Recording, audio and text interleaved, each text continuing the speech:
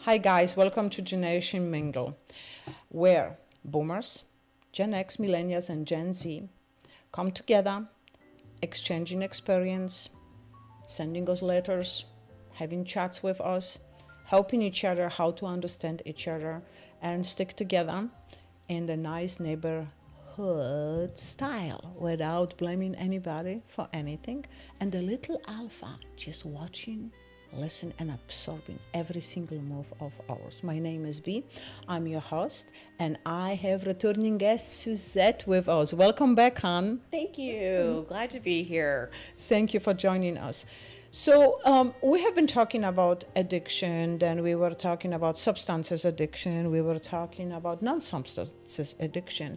And in all of that, we never mentioned my favorite current generation, the alpha generation. So as I said previously, they watching us, they listening, and they're sucking up like a sponges. What's going on with my family members that are different generations?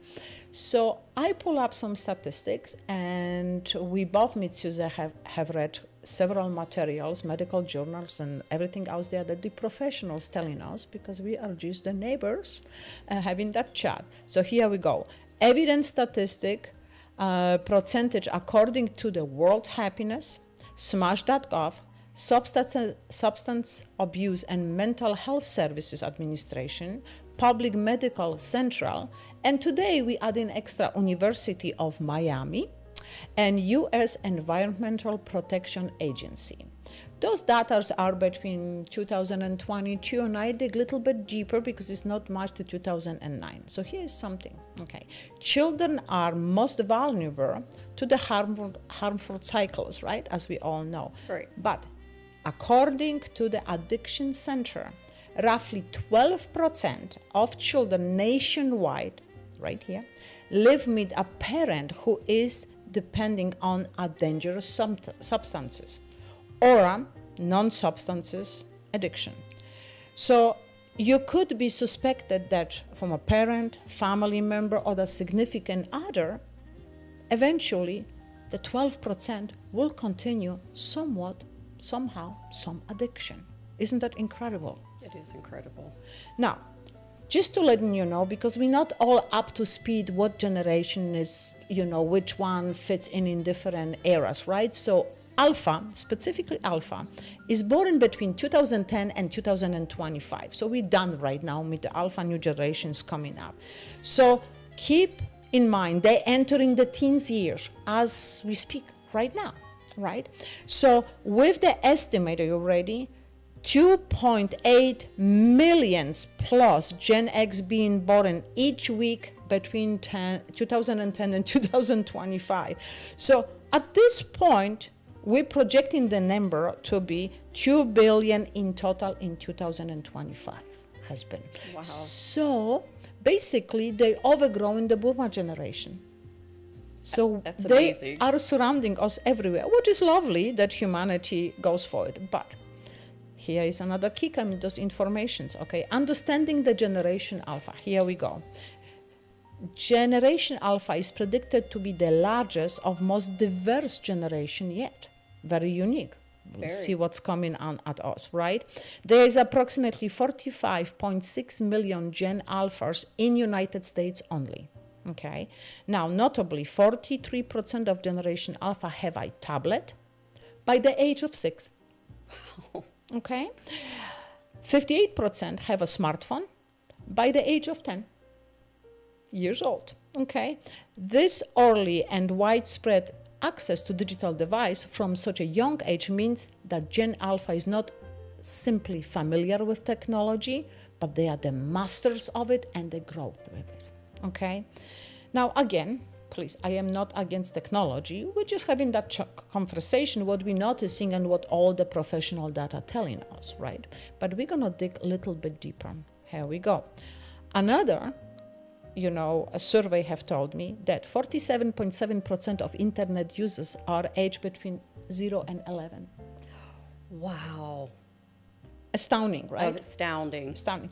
But let me ask you, Suzette, did you went shopping anywhere in grocery store or just go for a walk or stand in front of cafe in line to get yourself cafe latte or whatever, Starbucks, whatever we do, and you have noticed a child in the stroller having mama's phone just to keep quiet?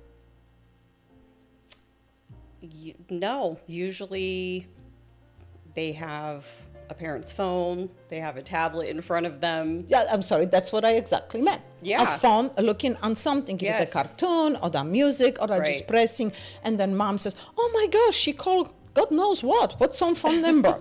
So that's kind of a narrow way down this one, right?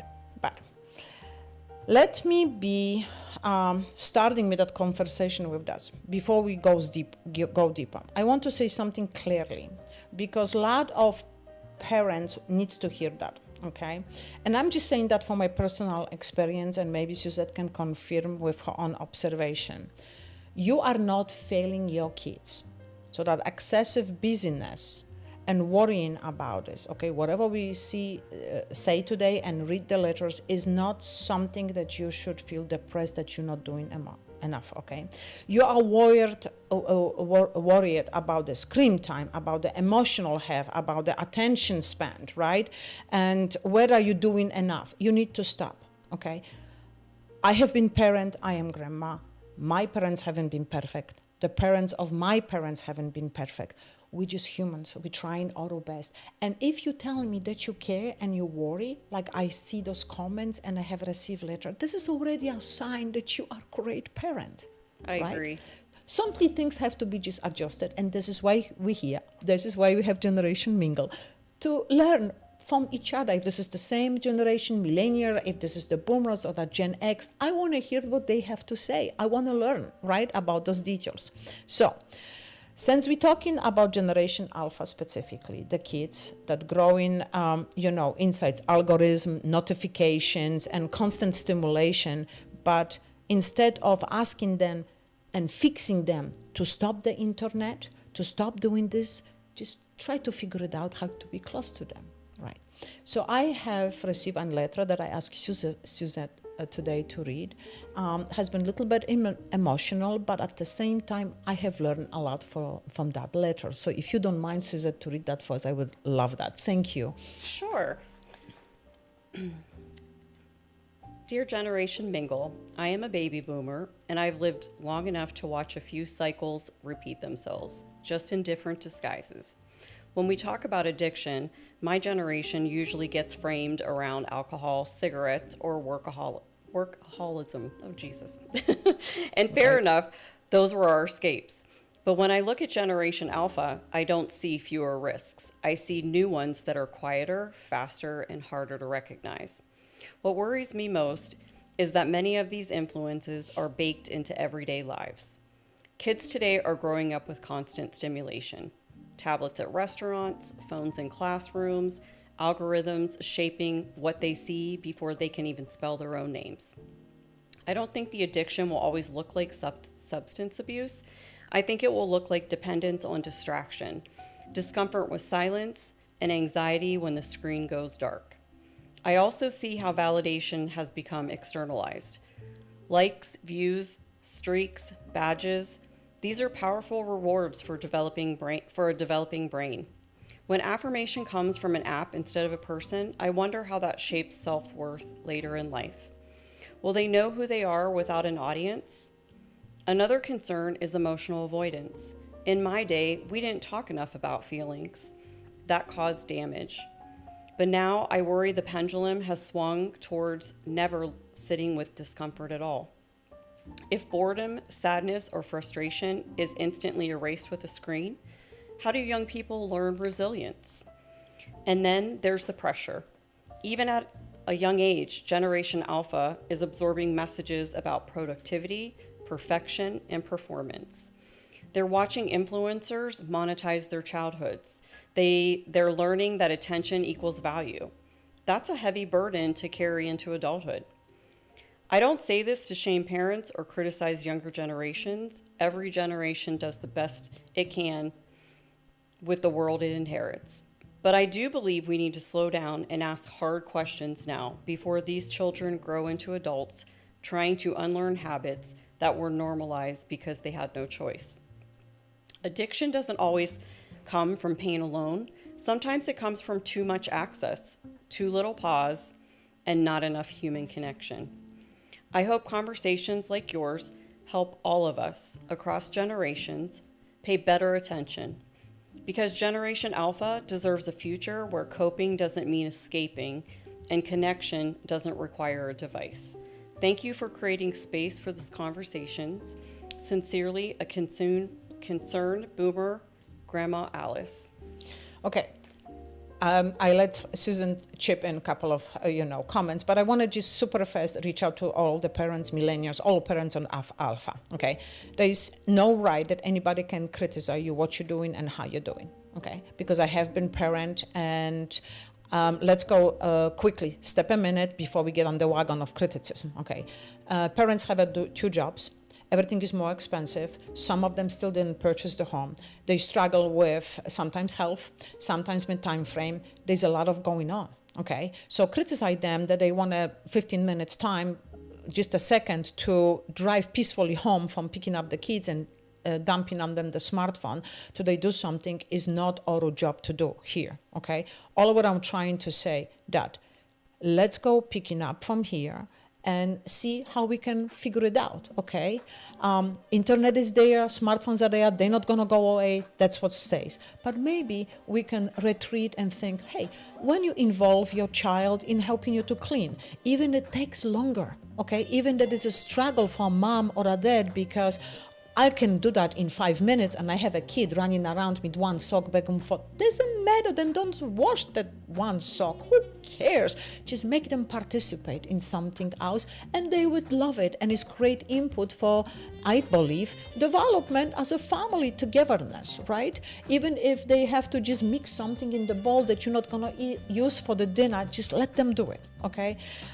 Because another thing is too, when we blaming, right, those millennials that the kids doing something, hold on.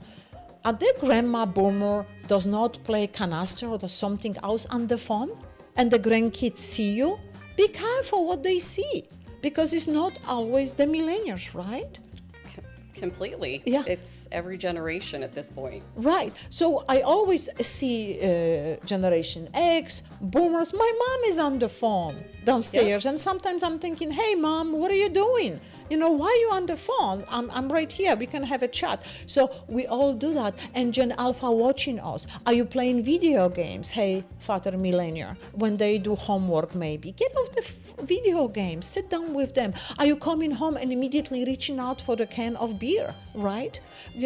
What are we doing as a family member showing the Alpha to have that expectation they supposed to not to do? It's just wrong. So let's go look each other. Let's go look every family member to just show them that there is something else going on. And we understand we want to parents, we want to have the time to ourselves. But there is a time when they need to go to bed, and maybe it would be smart to organize the family situation like that they need to turn the light off at 8 o'clock, that you can have time to yourself and you can then play those video games.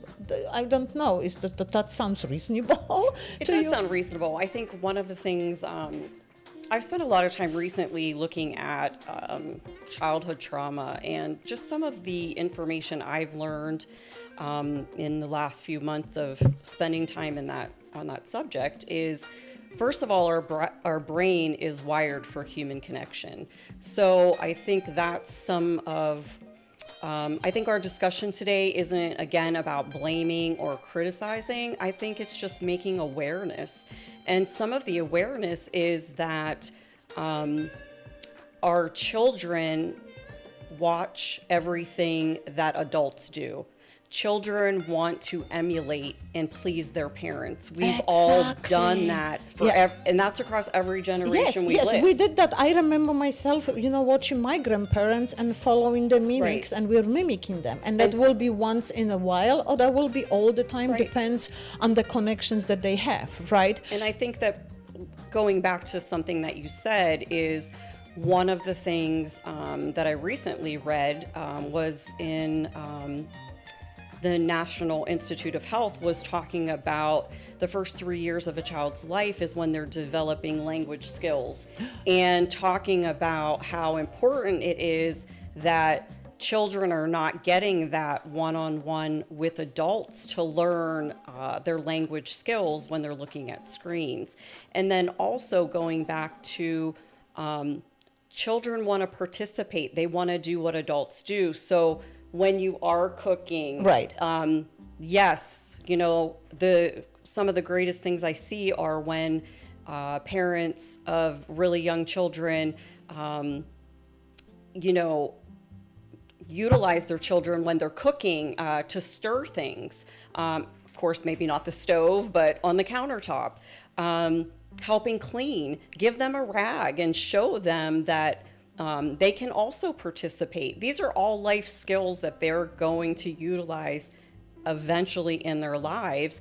And at the same time, you actually don't realize how much bonding it creates for you and your child. And now you said something, Pete, that sensory brain development. Yes. You have pointed out to me. I also read, that was actually, I think, University of Miami, that they performed a study with the children that are taken to different events at the young age, between 1 year, 2, 3, 4, 5, 6, even 7 years old. So you're taking those children to these sports events, to concerts, and to those amusement parks where it's loud, when stimulation is all the way up to the roof, and they see so much going on between flashlights and this and that. And again, pointing out, we live in Vegas. I see kids in Vegas between machines, noise, that they come meet parents to visit here.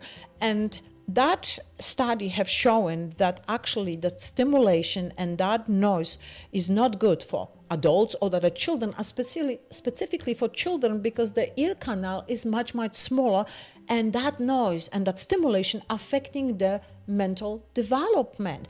And this is why sometimes you see the children, based on that studies, that tantrum in the afterwards, or in the middle of the event, that they screaming and yelling and thumping with the feet, and one parent has to go outside to calm the child. As well, in restaurant, how often we see kids carrying on the shoulders of the father that is absolutely furious because this child is on the floor and kicking on the floor. Obviously something going on, and this is not the child. We as a parents have to pay attention to it, that actually I think that stimulation is too much. Yes. But hold on, I do have a comment. Let me check. Here we go, look at this, somebody from Vegas. Hi, Generation Mingle. One time when I see being in Vegas, I have bunch of kids seen in the casino. Exactly, right? I am not casino fanatic, but when my family decide to go to Vegas, I'm dragging along. So we walk in 1 or 2 casino, and afterwards we just have a dinner somewhere on the strip. What is going on with those parents' minds when they bring in 2, 3, or a 4-year-old or even 6-year-old to the chaos on the stream? Is a walk on the beach or a by the lake not a better idea? Yes, definitely. Thank you so much. Yeah, I think it is.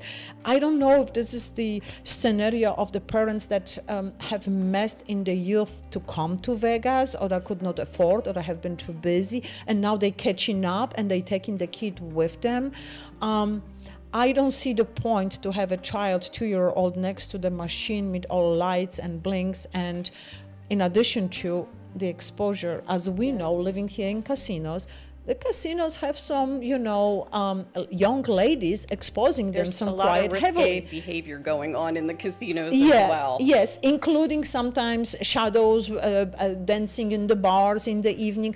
So again, I am not very conservative, but we have to just put in our minds what the child see, Yes. and how they're mimicking and how they will be looking at some things in the future as they're growing up. And especially 7-year-old kids, they absorbing more, but they don't understand that yet, what it is, right? So just hold on, here we go. Hello, Generation Mingle. I am millennial and a kindergarten teacher. Sometimes I think those parents want to do it all. They miss the action before they have a kid. Yes. If it's possible, they just take the trip to Vegas. I think they forget or do not understand the effect on the child. or they did not have time to grow up. They are zoos and parks and appropriate spots such as peaceful beach or the mountains trails, where a beach could be the biggest sandbox in the world for a child, where our mountain trails could be exploring for them. So I am not a specific professional in mental health development of a child, but I have to say those decisions could affecting children. So being a parent is a full responsibility. You are not alone, and everybody has to take the responsibility of having a child. It's not a toy, it's not an accessory. Well said. Right? Very well said. One of the things I would like to mention, though, is of course, my husband and I, children are grown out of the house. So one of the things, we do participate in some sporting events. We like to go to the drag races. Right. Recently, we went to the drag races here in Vegas, and I was actually, again, surprised at how many young children under the age of 3 But the one thing I did have to say is I was very impressed with the parents, because at least the parents did have I guess the fortitude to buy their children the noise canceling headphones or ear protection, which is really important. But the thought process of the ear protection was, of course, we're thinking of the hearing, but it's actually maybe another avenue that parents should explore when they do go to these places where there's so much stimulation and noise. But here you're pointing something out. Again, the afraid millennials that they're gonna do something wrong. They have to be every single step with the child. God forbid that the child's gonna be bored or not do something. I understand you don't have access to grandparents. Sometimes you don't have access to possible paying a babysitter. I understand, but again, you are a parent and you make the choice to have a child, okay? So you have to adjust your lifestyle, unfortunately, okay? I did, my mom did. So millennials, please keep in mind, you bringing up the new generation, I think they need to have a little bit peaceful upbringing. Hold on, dear generation Mingle, I am Gen X grandma, and my kids took my 5-year-old grandchild with me to an amusement park. After the visit, we went back to my home, which is just outside LA. During the trip home, my child threw up such a tantrum in the car that was absolutely insane. The kicking, screaming, and throwing things across the car was quite an experience. Sorry to say, but I think the number of people, crowds we were exposed for almost all day was just too much for a young child. Yes, we have those lovely photos with mouse ears and foam characters, but in the end, this was a miserable trip for my grandchild. As a parent, I would never do that again. Thank you for listening. Gen X Grandma John.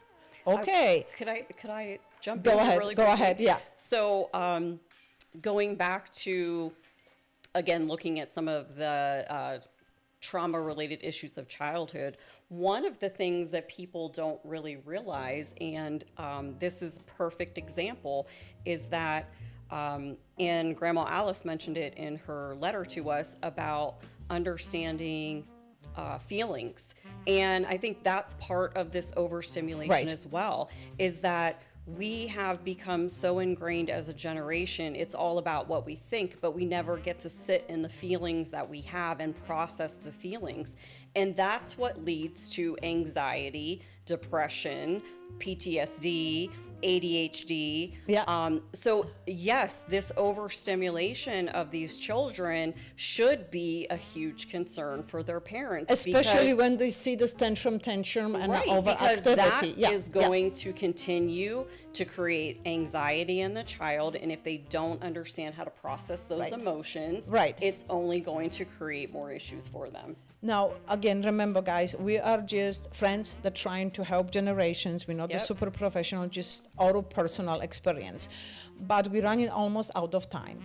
So I just wanted to, again, let you know, parents, you're doing fabulous. If you're concerned, try to adjust, get some advice from other generation, look around, some professionals. But I wanted to say this, please, if you like our topics, okay, and you want to continue to be part of our conversation, please subscribe, give us thumbs up. Okay, we appreciate it. This is the Generation Mingle, where I always ask everyone, keep the Wi-Fi strong, music loud, keep the conversation just strong enough to keep on chatting, okay, and keep on mingle. Parents, you're doing fabulous.